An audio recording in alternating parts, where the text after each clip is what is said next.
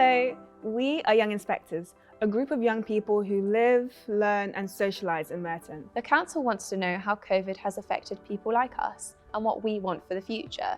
So they handed the power to us to investigate.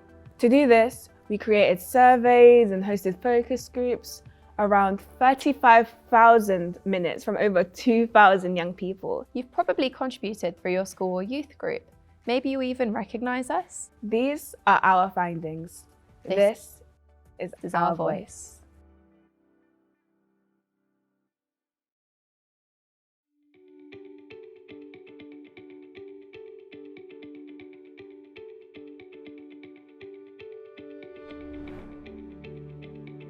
We found that over a third of young people in Merton were worried about their mental health during lockdown. Many of us felt bored and more anxious, either about our loved ones getting COVID or falling behind at school and sports. Many young people still rely on their friends and family for support for their mental health rather than going to GPs or mental health professionals. Young people also told us they spend way more time looking at screens during lockdown, but this was largely to keep in contact with their friends on social media apps. Our screen time was like much longer. I'm talking like hours, like hours a day, probably like more than half the day on our screens, for me personally. Did that like affect your sleep? Yeah, 100%. We'll be up to like 3 o'clock in the morning. Literally. Or like 4 o'clock in the morning, just sitting there like on our phones or laptops or iPads TikTok, or whatever. YouTube, just doing so much. Snapchat, yeah. I was on my phone every day. It helped me to build a lot of more connections with my friends. Like normally I'd see them at school and I won't speak to them till the next day at school. But now I've got them over the phone. I'm on the phone to them for about 12 hours. I went on my phone one time, it said I was on screen time for 14 hours. I was shocked, but I think that's just because we didn't have nothing else to do. It was quite boring during lockdown. 1 out of 10 young people said that they had to skip meals because there wasn't enough food, whilst 1 in 20 had to not eat for a whole day because there wasn't enough food. I was actually helping people get food as well. Like we was in my household, we were giving out boxes of cans and stuff to like my neighbours and stuff. So we was helping our community, but then I was making a lot of new foods and like stuff with my siblings and doing like a lot of cooking with them. Yeah, I found myself making concoctions, I guess you could call it, with food, and not just food, but like different things, like stuff for my hair, for example, and like baking, and just found myself in the kitchen more often than usual. Over a third of young people said that COVID-19 and lockdown had a positive impact on their relationship with family. We found that many young people had used this time to bond with their parents or siblings. Many of us also relied far more on our friends for support during COVID-19. Being around each other was a bit hectic at first. Oh, not at first, it was always like that. Yeah, it did, because it drew us closer, even though we was constantly getting annoyed at each other, got closer, spent more time with each other. Yeah. Well, my mother was ill and she passed away in lockdown. I really did care about her a lot, so it was a bit hard for all my siblings and me in lockdown as we had an ill mum, so yeah.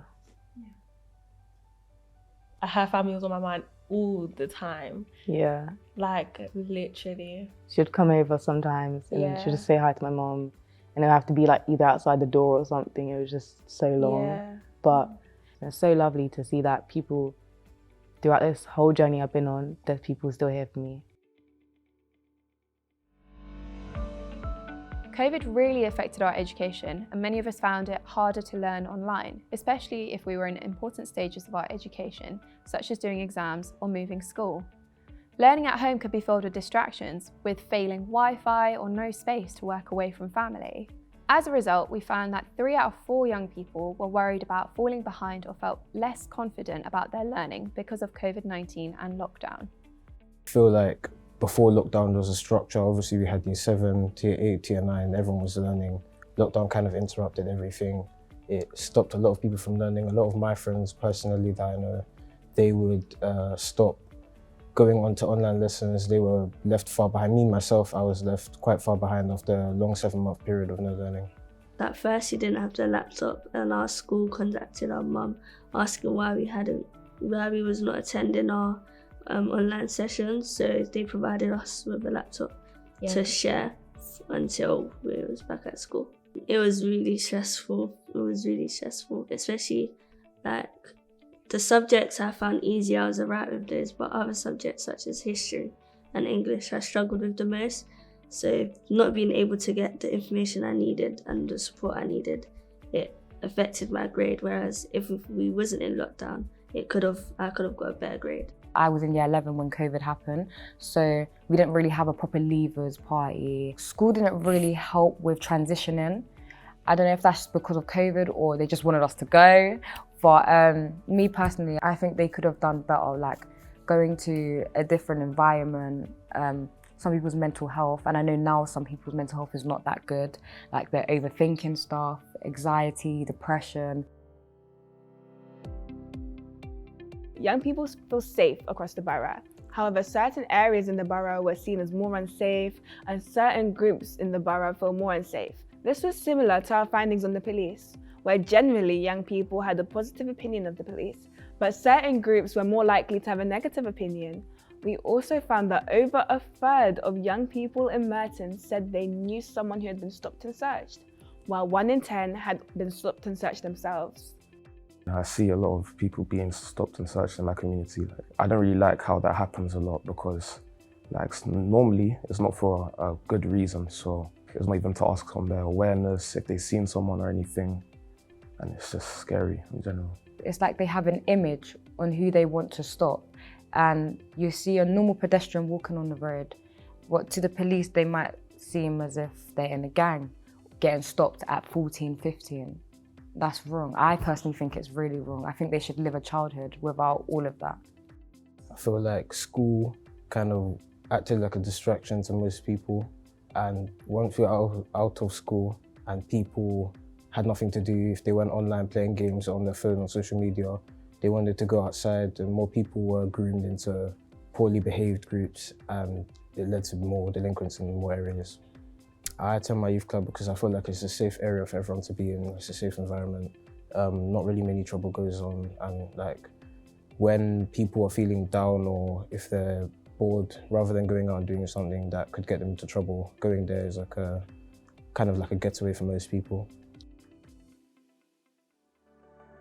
On the whole, we found that Merton is a great place to live.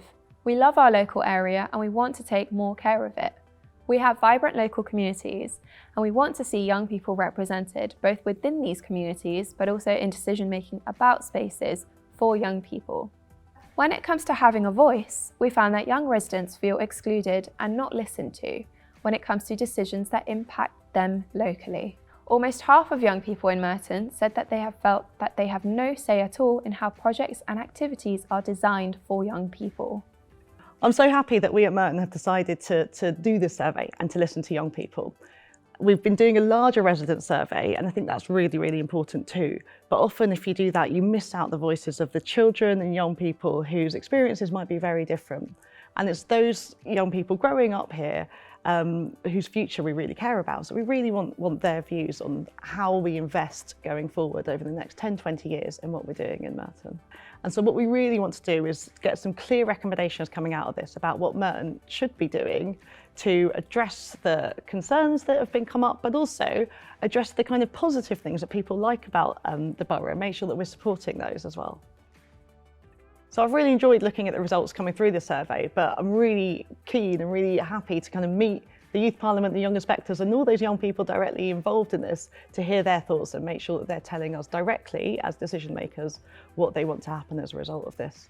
Young people have so many great ideas of things that, you know, could really be rolled out in society and in communities. I think young people's voices are heard to a certain degree, but at the same point, nothing's followed up with that. So they almost feel a sense of, why should I share to start with when I know no action's going to be taken as a result of that? And I think when we have these conversations, when we hold youth forums, when we talk to the young people about what they want, for me, if we're going to take the effort to listen to them, you know, if they do come up with a good ideas for us to kind of act upon that,